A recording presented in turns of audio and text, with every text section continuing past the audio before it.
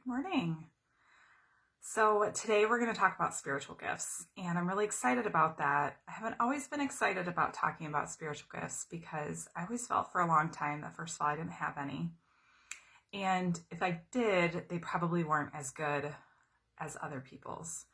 I kind of had this idea in my head that there was this ranking to spiritual gifts, that some were better than others. And again, like a lot of the things that I share with you, it's been a journey for me to walk through this, figure this out, and live it out. And so this contributes to the topic that we're talking about this week of living out of our true selves.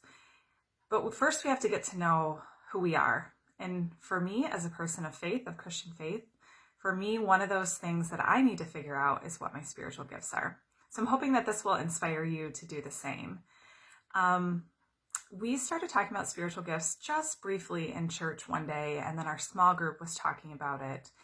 And I felt like, okay, this is time. It's time for me to discover what mine are and to begin this journey. So I started, kind of like I talked about the Enneagram yesterday. I talked about a free test online. Same here. I took a free test online. It's called spiritualgiftstest.com.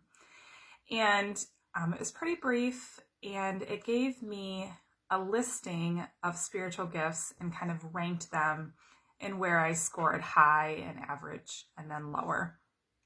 And what this showed me was my top 4 spiritual gifts were giving, administration, wisdom, and exhortation. And exhortation is like a strong urging of someone to do something. So this was really interesting to me because, first of all, I guess I had kind of always known that administration was something that I was pretty good at or that I brought to the table, but I never thought about it as a spiritual gift, and I surely didn't think that it was as good as some of the other ones. But I'm starting to see some of the value in that. And wisdom and exhortation, I also see is really helpful in my job as a counselor, and so I can see how God is using that. My top gift is actually giving, and that one was really interesting for me because as I got to think about it, I realized how much I am prompted to give. And when I say give, I mean of physical items and a lot of times monetarily. And so often in my life, I've thought of serving, like physical serving and nursery and at church and to the poor and all of that, as a much higher ranking spiritual gift than giving.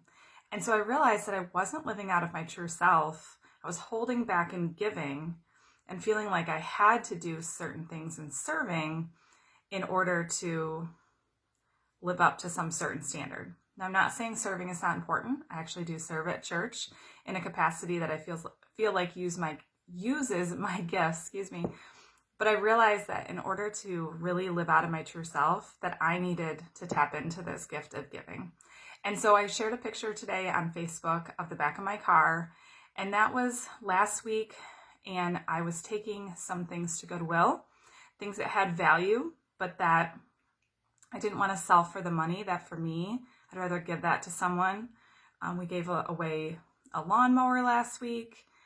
I also love to give to food pantries and to our church when they collect items. And so those were some of the other things that were in the car.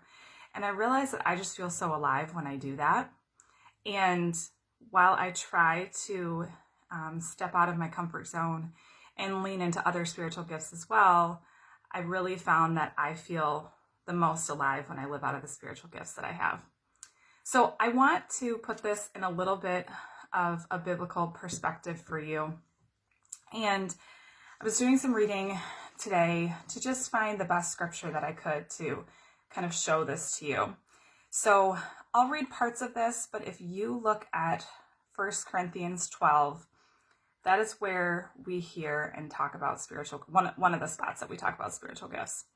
So specifically in verse 4, it says, there are different kinds of gifts, but the same Spirit. There are different kinds of service, but the same Lord. There are different kinds of working, but the same God works all of them in all men. So there may be different gifts, but all of them are from the Lord. and we know that all good things come from the Lord.